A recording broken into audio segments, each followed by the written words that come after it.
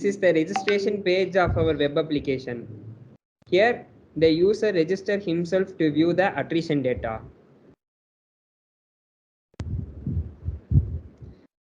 This is the login page of the site. Here, the user logs in himself after registering. After logging in, the user will be directed to the dashboard page of the application.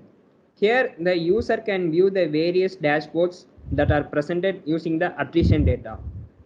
This is the overview dashboard, which contains the performance KPIs of the data. As you can see, the employees count is roughly 4,400. The average age of employee is 37. The average performance rating of the employee is also shown as in the 3.154. An employee works for an average of 7 years in the company. These performance KPIs represent the overall employee experience in the company and helps the human resource department of the company to improve working environment and employee experience. These KPIs are the important factors that influence the employee experience. Now over to Vishnuvardhan. This is the main dashboard page of the web application. Here we can see 4 dashboards of the data set. A dashboard is a collection of several views, letting you compare a variety of data simultaneously. For example, if you have a set of views that you review every day, you can create a dashboard that displays all the views at once, rather than navigate to separate worksheets. Like worksheets, you can access dashboards from tabs at the bottom of a workbook. Data in sheets and dashboards is connected. When you modify a sheet, any dashboards containing it change and vice versa. Both sheets and dashboards update with the latest available data from the data source. Here, the first dashboard is the overall employee attrition rate. This dashboard contains a bubble chart of the data.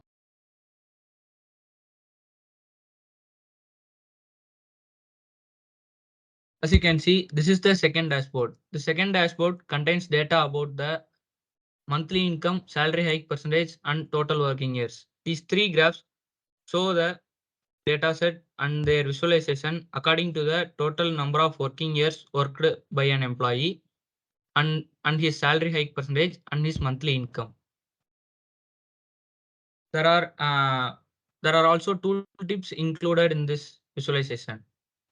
These tooltips show the count of attrition in each graph. The third dashboard is about two data. The data are attrition by business travel and attrition by number of companies worked. As you can see, the both graphs use bar chart.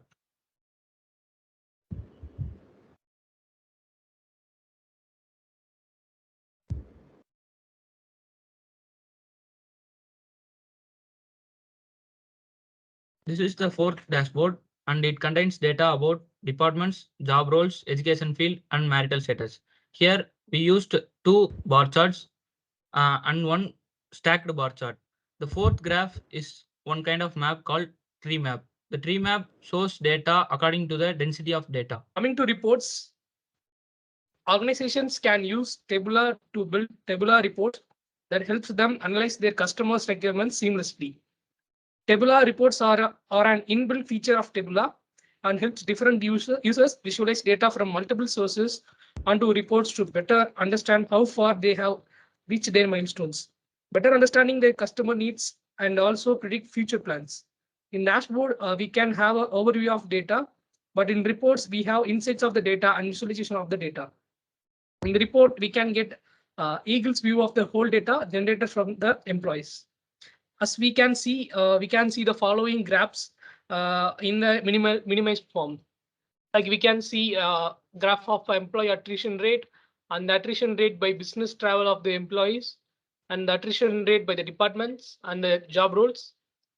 Here we can see attrition rate by educational fields, marital status, salary hike, and monthly income, and also by number of companies they have worked and the total number of years.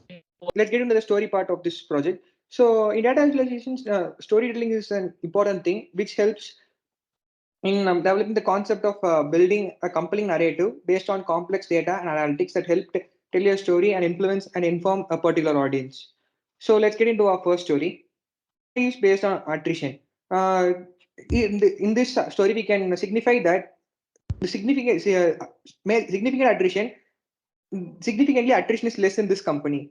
So from this story, you can you can be able to infer that thing. So let's get into the second story. Story is based on this story is based on business travel. So from this story, we can infer that non-travel, we can have three attributes, that is non-travel, travel frequency, and travel rarely. So from this, we can infer that those who travel rarely are high in attrition and have voted more for yes in attrition in the data collected. So let's get into story 3.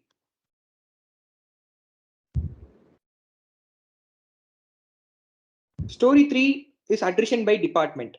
So from this graph, we can infer that more attrition occurred in the research and development department in the company. That is about this story. Let's get into story number 4. The story number 4 is based on attrition by job role. Sales executive, research scientist, lab technician, these three departments have marked significantly high for attrition as yes when they ask for their opinion about regarding attrition in their company. So let's get into that's it about this story. Let's get into the next story, story number 5. So story number 5. Story number 5 is attrition by educational field. From this story, we can infer that first highest attrition, that is it occurred in the education field of life sciences. That is the people who study life sciences as their major education part. They gave their opinion as high for attrition in their company as highest, and then the people who study the human resources have rated very less when they were asked about attrition in their company. So that's it about this story. Let's get into story number 6.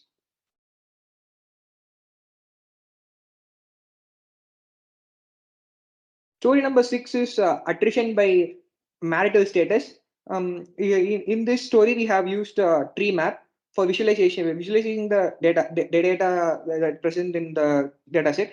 So in here, the people who got married, that is, who are not single, doesn't with the company often. But the more the people who quit the company are singles. So that's it about this story. Let's get into the next story, story number 7. So story number 7 is regarding attrition by salary hike percentage.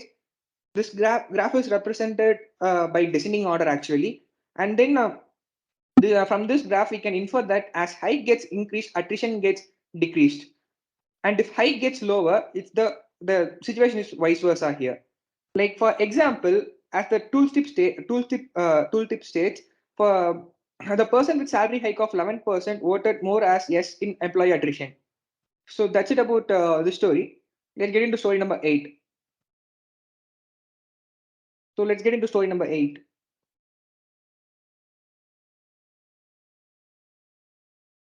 Story number 8 is regarding attrition by monthly income. In here, from the visualized graph, we can infer that people who get salary as 21,000 as monthly income as is regarded as higher the chance of attrition. So people who get 21K a month has higher chance of attrition in this graph. So that's it about graph 8. So let's go into story number 9.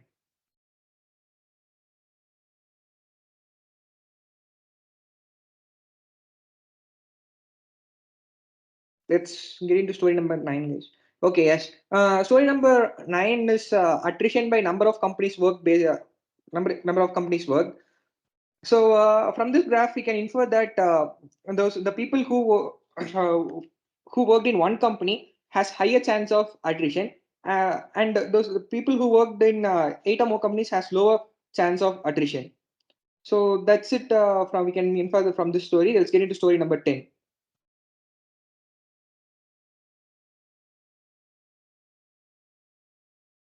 So story number 10 is attrition by total working years.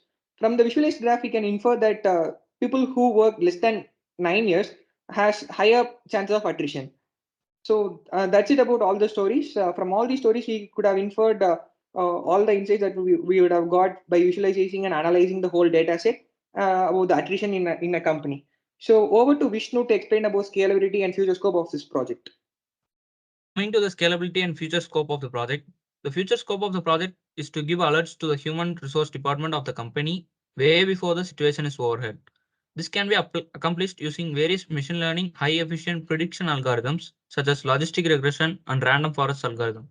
From this, the companies can take various actions about improving the work culture of their company and decreasing attrition and thereby increasing retention rate of talented employees.